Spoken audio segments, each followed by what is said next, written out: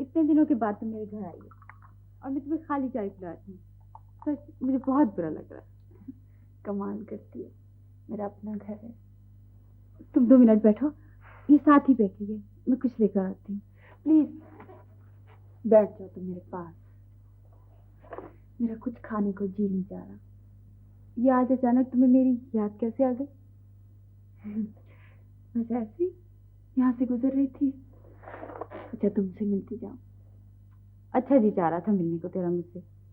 जब से आई हो चुपचाप बैठी हो, क्या बात है? कुछ बात कहीं करती हो, ध्यान किधर है? क्या चक्कर है? कहीं दिल तो नहीं लगा लिया?